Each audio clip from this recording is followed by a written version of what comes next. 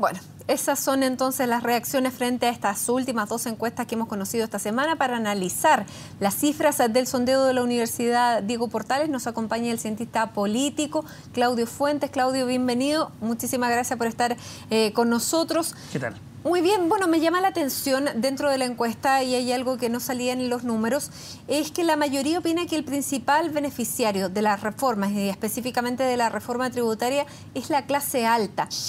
¿Qué significa ese dato? No se comunicó bien. Yo creo que claramente el gobierno no está haciendo bien su pega, en el sentido de que, por una parte, en el programa y en las decisiones del gobierno se señala que la reforma tributaria iba a resolver los temas de la desigualdad, iba a ayudar a emparejar la cancha en educación, en salud, etcétera.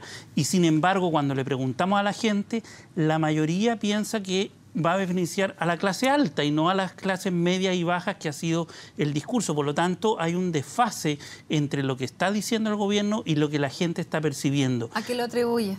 A mi juicio, una falta de trabajo comunicacional, por un lado. Segundo, explicar una reforma que es compleja. O sea, sabemos que técnicamente es muy compleja.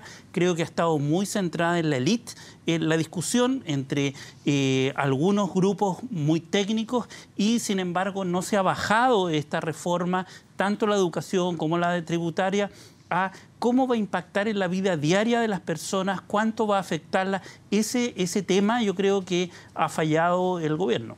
Ahora, la gente, cuando se habla de las reformas y hablaba del programa de gobierno, había una alta adhesión a la presidenta Bachelet.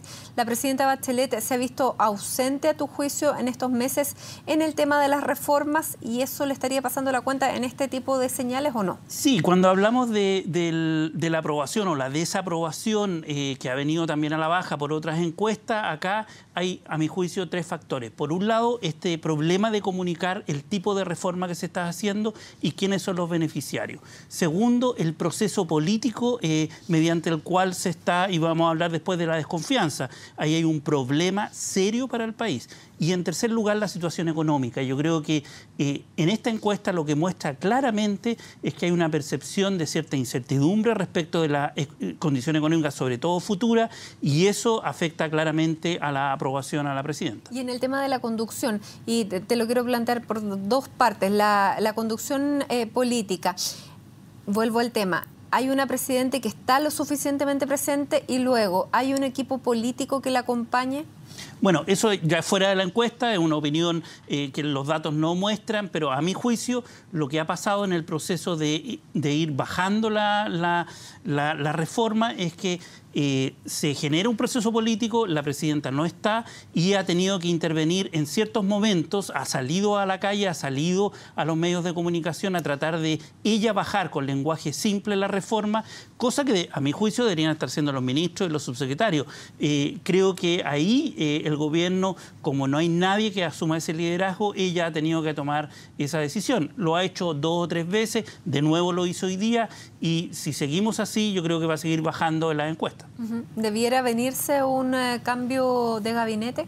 O sea, en la medida en que las encuestas muestran una baja en la aprobación significativa, en donde un gran plan de reforma con una mayoría en el Congreso y sin embargo con baja adhesión ciudadana, yo creo que efectivamente debería tomarse una medida de esa naturaleza, pero obviamente está en la decisión de la presidenta. Claro, y bueno, mientras más salga en la prensa, menos se toma la decisión. Ahora, otro de los temas que marca la encuesta es que dice, persiste la tendencia a la baja en la confianza en las instituciones. Y esto es un tema bastante preocupante porque la confianza en los medios de comunicación ha caído estrepitosamente, y ahí hacemos nos hacemos cargo. Los tribunales de justicia caen del 20% a un 8%. La Iglesia Católica también cae de un 47 a un 26%. Grandes empresas del 25 al 10%. En el Congreso y en los partidos políticos, los niveles más bajos de todas las mediciones, llegando a un 6,4% y a un 4,4% respectivamente. ¿Qué es lo que está revelando esto y qué riesgo hay en que efectivamente la población no le crea a sus instituciones? Yo creo que acá tenemos que ponernos muy en serio a trabajar respecto de las instituciones democráticas. Acá el principal problema es que todas las instituciones que están hoy día en la palestra negociando la reforma son las instituciones que menos credibilidad tienen en la gente. Los partidos el Congreso, los tribunales de justicia y las grandes empresas. 4 actores claves hoy día y, sin embargo, muestran niveles de confianza menores del 10%. Y, por lo tanto, si no nos preocupamos de tomarnos en serio la política, yo creo que todo este tipo de show, de pelearse unos con otros, etcétera, no ayuda al clima que requiere reformas de tal profundidad, y yo creo que eso está afectando y la credibilidad de las instituciones viene a la baja hace 5 años en los medios de comunicación, como te decía, y en otras instituciones también. Entonces es un problema más estructural en donde tenemos una democracia en donde al final depende de una presidenta. Es un sistema muy personalizado y eso le hace muy mal a las democracias. Ahora, tú dices a la gente no le gustan las peleas, las rencillas, todo lo que hemos visto en el Congreso y también en los partidos políticos las últimas semanas, los últimos meses. Y puede ser rendir bien quedarse callado. No lo esperábamos, pero el presidente Sebastián Piñera, el expresidente Sebastián Piñera, se ha mantenido bastante al margen y acotando muy específicamente sus intervenciones, las hace, pero bastante menos de lo que uno hubiera esperado dada la personalidad del expresidente Piñera, y eso le hace cosechar que sea el líder indiscutido de la oposición con un 12% muy alejado del resto de los líderes de la derecha, de Manuel José Sandón, que tiene un 2,8%, o sea, 10 puntos menos, o Evelyn Matei con un 2,7%. ¿Es la estrategia del silencio la más adecuada? Yo creo que no. Yo creo que acá el problema que se plantea como dilema es o te quedas callado o dices tonteras. Y yo creo que el dilema no es ese. El dilema es o quedarse callado o decir cosas asertivas que tengan que ver con las preocupaciones de la gente.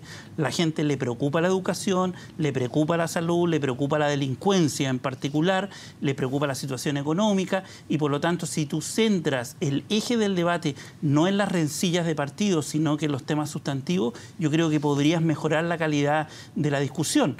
No es una sociedad que está polarizada, eso muestra también la encuesta. Pero, ¿y la explicación de los 12 puntos de Sebastián Piñera, a qué lo atribuye? No, o sea, cuando tú miras los datos de liderazgo en las dos coaliciones, no hay liderazgos claros para nada. O sea, con 1% no aparece en la encuesta. El único que aparece es Sebastián Piñera y yo creo que es el rezago de haber sido presidente.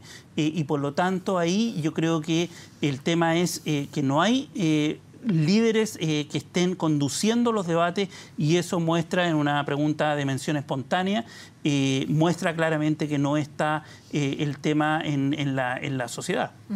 Ahora, ¿cuánto está pesando la situación económica? El gobierno lo dimensionó bien, ¿es un tema que le vaya a pesar más de lo que pensó inicialmente? No, o sea, claramente en las últimas 2 o 3 semanas, el último mes, el gobierno ha tomado la iniciativa en tema económico porque es evidente que las encuestas están mostrando que hay una preocupación y una incertidumbre respecto de la situación futura económica. Ha bajado significativamente la percepción positiva de mi futuro personal y también de la sociedad, o sea, como sociedad, y por lo tanto creo que es un tema importante. Ahora bien, dicho eso, lo otro interesante es que la solución que espera la gente en los temas que estamos discutiendo, educación, por ejemplo, es, curiosamente, más Estado. Es decir, y eso llama también la atención. Cuando le preguntamos, por ejemplo, el 56,6% se muestra de acuerdo con estatizar los colegios subvencionados. En los sectores bajos eso sube a un 67%. Estatizar las universidades privadas, 60%. ¿Y eso no es contradictorio con el nivel de, digamos, de desconfianza que hay en las instituciones? No, es que ahí, ojo, se desconfía de los partidos, del Congreso, de los tribunales, pero el Estado es una cosa pero se espera que el Estado o el sector público dé soluciones a los problemas de calidad. Y ahí yo creo que el tema es que el gobierno dice que quiere una educación pública, de calidad, etcétera, pero parece ser que al otro lado la gente no está escuchando ese mensaje y por lo tanto ahí hay un problema de comunicar, de bajar la reforma y decir, ¿sabe qué? Expliquémosle a doña Juanita cómo se están... cómo le va a afectar a ella la vida diaria esta reforma que se está implementando. Muy bien, Claudio, muchísimas gracias por estar acá analizando los datos de esta encuesta de la Universidad Diego Portales que se ha dado a conocer hoy, que en varios puntos es bastante coincidente con lo que ya conocíamos y veíamos ayer en la encuesta ADIMAR, que son datos para el gobierno. Vamos a ver qué se viene como respuesta dentro de los próximos días. Muchísimas gracias. Ok, gracias. Nosotros hacemos una pausa aquí en Primera Edición y ya regresamos con otras informaciones. Siga junto a nosotros.